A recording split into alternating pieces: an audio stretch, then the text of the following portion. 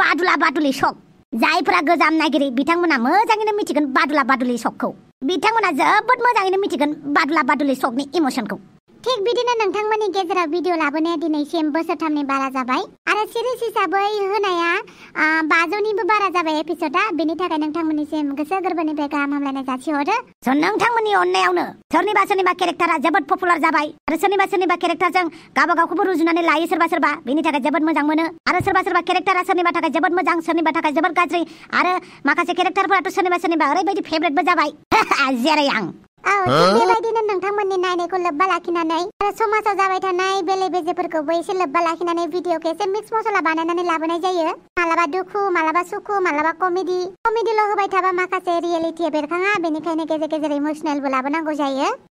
लोगोफोर दिनैनि बे भिडिअखौ लाबोनायनि गुबै जाहोनानो जाबाय जिहेथु नोंथांमोना लाब्रा बड' कार्टुनखौ गोबां दिननिफ्रायनो नायबोगासिनो नङा होमबा नोंथांमोना अमा राजा आरो सोमस्रिनि मोजां मोननायनिफ्राय ब्रेकआपनिफ्राय अमा राजाजों हांग्रिमोनदिजों हाबा जानायसिम नोंथांमोना नायबायानो दङ आरो गोबाङानो अमा राजानि हाबा जानाय केरेक्टारखौ एक्सेप्ट खालामनो हायाखैमोन उनावहाय लासैनो एक्सेप्ट खालामनो हाबाय बेबायदिनो नोंथांमोननि इमोसनखौ लोब्बा लाखिनानै जोङो 2024 मायथाइयाव फैगौ बोसोराव 2024आव लाब्रा सिजन 2 लाबोनाय जागोन अब्लासो नोंथांमोना डिसेम्बरसिम नैबे भिडिअखौनो नुबाय थागोन नोंथांमोना लाब्रा बड' कार्टुन सिजन 2आव फिन खेबसेबाव स्टार्टिंनिफ्राय नुनाय जागोन गोदान मोनसे काहानिजों गोदान मोनसे केरेक्टारफोरजों नोंथांमोना लाब्रा बड' कार्टुन सिजन 2आव नुगोन नोंथांमोना बेनि थाखाय फैगौ बोसोरखौ नेनांगोन 2024 मायथाइनि जानुवारि 1 खालिनो नैबे सिजन 2खौ लाबोनाय जागोन भिडिअखौ लाबोनो थाखाय गोबां सम दंबावो थेवबो नोंथांमोननि थाखाय खोन्थानानै होखाबाय जाहाथे नोंथांमोना मिथिनानै लायो मानो होनोब्ला नोंथांमोना फुराना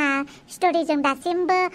जोबोद मोजां सोमोन्दो दं जायखौ नोंथांमोना दासिमबो गोसोखांबाय थायो कमेन्टनि गेजेराव नुयो बेनिखायनो गोदान सिरिज हिसाबै लाबोफिननाय जागोन नोंथांमोना सिन्था खालामनाङा बै समाव हामसिननिफ्राय साबसिन खालामनो नाजागोन आरो कमेडियाबो धामाका जागोन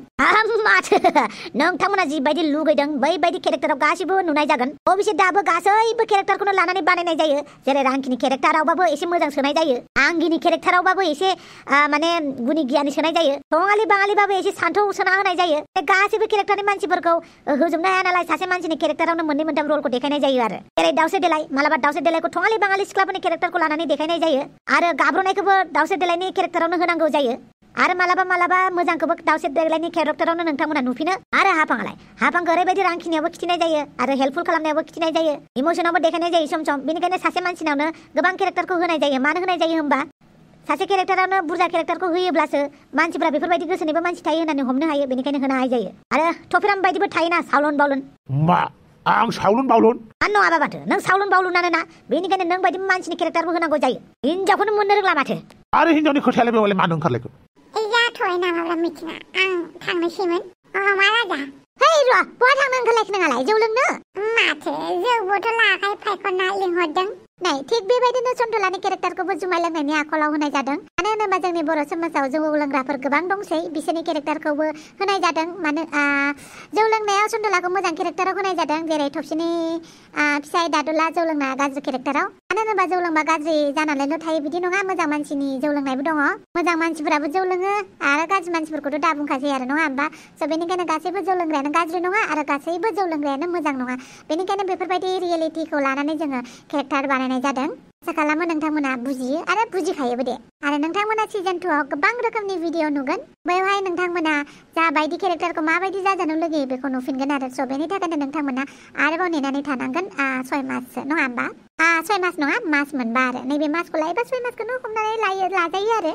सिजन 2आव नोंथांमोनाबो आंखौ गुबुन मोनसे केरेक्टाराव नुगोन आसा खालामो नोंथांमोना बै केरेक्टाराव आंखौ जोबोद मोजाङैनो बोजबगोन ओमफ्राय हाबां खुगा जिबलाङालाय फिसाफोरखौ बुनायावनो दिन थांदों बेना फिसाफोरखौ बुगासिनो दङ खोमा बाह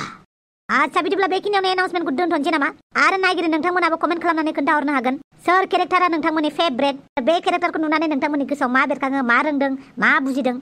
आरो भिडिअखौ नोंथांमोना नायबाय थादो एपिसोडनि भिडिअआ नोंथांमोननि खाथियाव थाबैनो फैगोन नोंथांमोना नेनानै थाथ'दो बे भिडिअखौ जोङो एपिसोडनि गेजेरावबो लाबोनो हागौमोन नाथाय खोथाया गोलाव जागोन होननानै नोंथांमोननि सेराव लाबोआसै बेनिखायनो सेपारेट भिडिअ बानायनानै नोंथांमोननि सेराव लाब्रा बड' सिजन 2खौ जानुवारियाव लाबोगोन होननानै खोन्थाखानाय थाबाय लोगोफोर भिडिअखौ बेखिनियावनो दोनथ'नोसै बांद्राय सासपेन्सखौ बेखेवनानै होबाबो जाया नङा होमबा जिहेतु 5 मास दंबावो 5 मास दे होमबालाय भिडिअखौ बेखिनियावनो फोजोबनोसै बाय नोंथांमोननि सेराव एपिसोडआ फैगासिनो दङ नेनानै थाथ'दो आरो भिडिअ लाबोनाया मानो गोबाव जायो होननानै बुङोबा भिडिअ लाबोनाया कन्टेन्टनि सायावबो सोनारो लोगोसे एडिटिंनि सायावबो बेनिखायनो एसे गोबाव जायो स' नोंथांमोना बुजिगोन आरो भिडिअखौ गोबावैब्लाबो नायनो नेनानै थागोन ना मा होनो अके बाय लोगोफोर बाय बाय